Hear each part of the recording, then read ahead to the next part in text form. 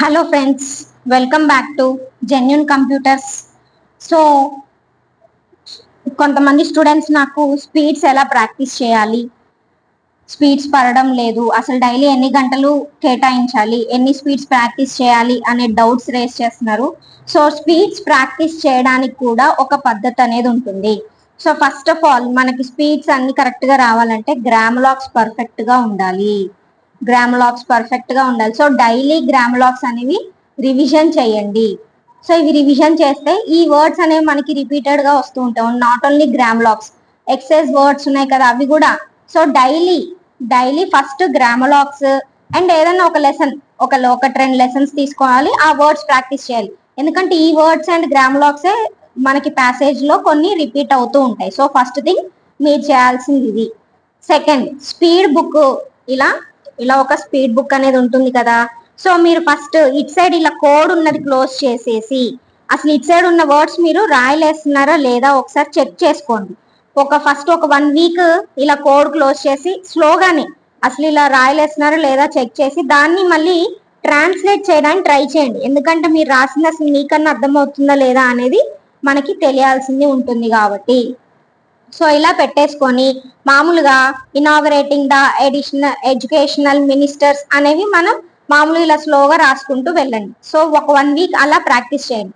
So first 1 week గ్రామలాక్స్ words only 1 వీకే కాదు, ఇవి రిపీటెడ్ గా ప్రాక్టీస్ చేస్తూనే ఉండాలి. First thing. సెకండ్ థింగ్, ఇలా ఒకసారి పెట్టుకొని ఒక 1 వీక్ ఇలా స్లోగానే ప్రాక్టీస్ చేయండి స్పీడ్స్. ఆ తర్వాత ఇట్ సైడ్ క్లోజ్ చేస్తూ మనం ఇక్కడ చూస్తూనే ఇట్ సైడ్ ఇలా రాసుకుంటూ వెళ్ళాలి, ఇనాగరేటింగ్ ద ఎడ్యుకేషనల్ మినిస్టర్స్ అని.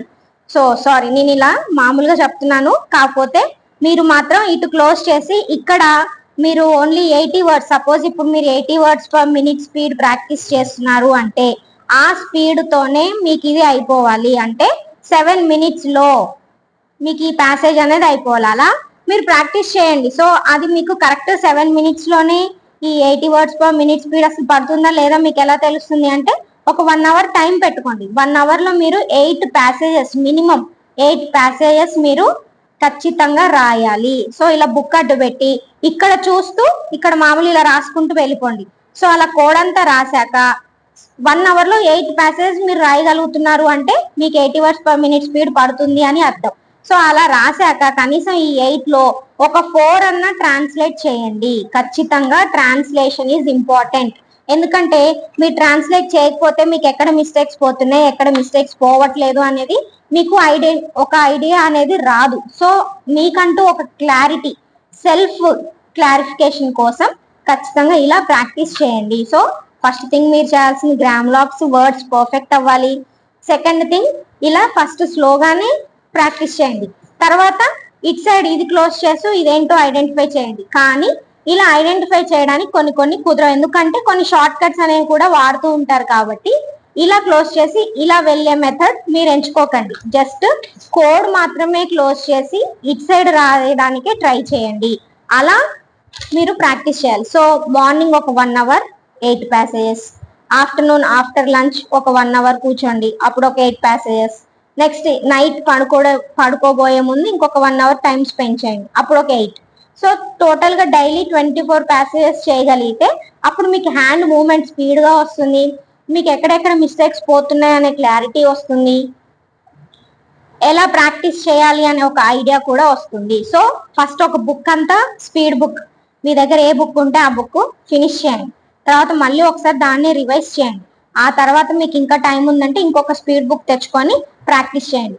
సో ఓన్లీ బుక్ లోనే ప్రాక్టీస్ చేయొద్దు. So first thing. Second thing చెప్పాను కదా. థర్డ్ థింగ్ వచ్చేసి మనకి యూట్యూబ్ లోనే చాలా సోర్సెస్ ఉన్నాయి, స్పీడ్స్ చెప్పే sources.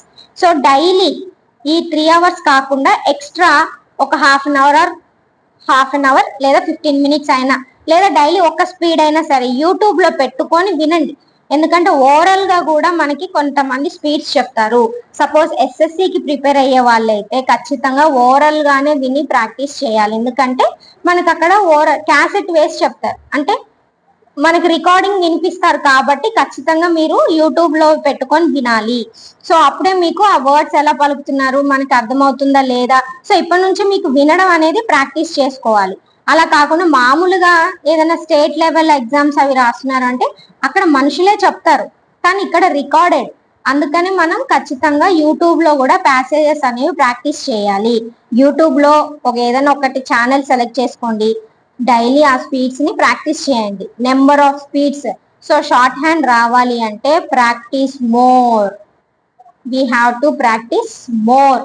So practice practice practice. మీకు ఎంత టైం దొరికితే అంత టైం, 1 అవరే అన్నా కదా అని 1 అవరే లేదు, 2 అవర్స్ 3 అవర్స్, మీకు ఎంత టైం దొరికితే అంత. ఇదే గనక మీరు గోల్ గా పెట్టుకొని కూర్చుంటే so spend more time to practice.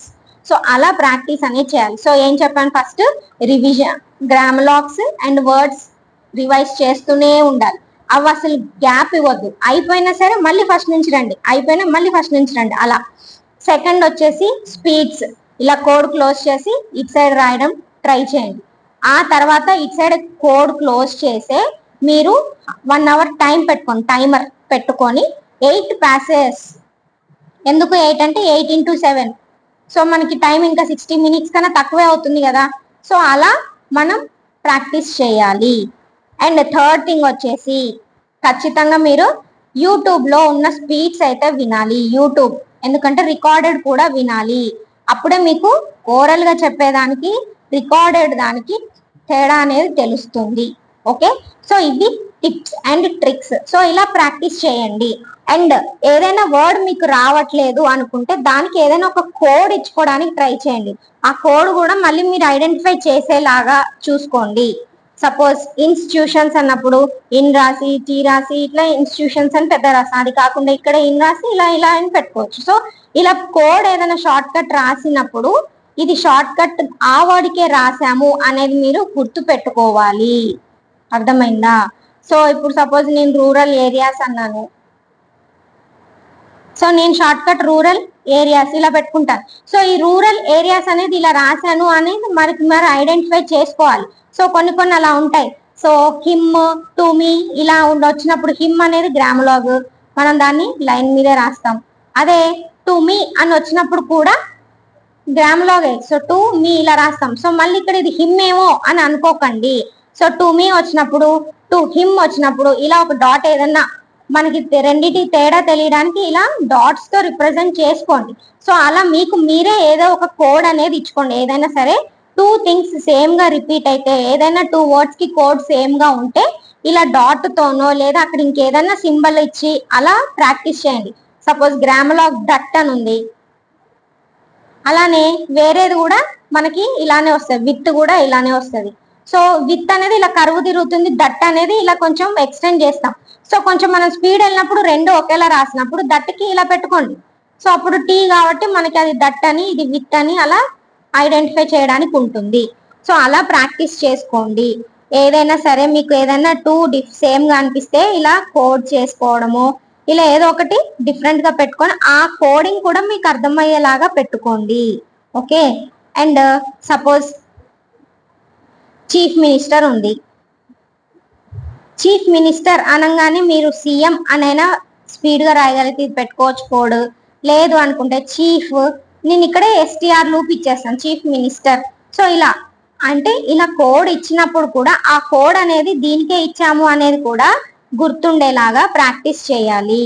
అది సో అలా ప్రాక్టీస్ చేస్తేనే మనకి వస్తుంది. సో ఫస్ట్ స్పీడ్స్ కి వెళ్ళాలి అంటే డైరెక్ట్ గా బుక్ ఓపెన్ చేయొద్దు. ఫస్ట్ మన దగ్గర పిట్మెన్ షార్ట్ అండ్ చిన్న బుక్ ఉంది కదా, అందులో ఉన్నవి గ్రామలాక్స్, వర్డ్స్ రివిజన్, దెన్ స్పీడ్స్ ఒక్కొక్కటి 1 by 1, 5th one 6th one అలా ఒకదాని తర్వాత ఒకటి ప్రాక్టీస్ చేసుకుంటూ వెళ్తేనే మనకి స్పీడ్స్ అనేవి వస్తాయి.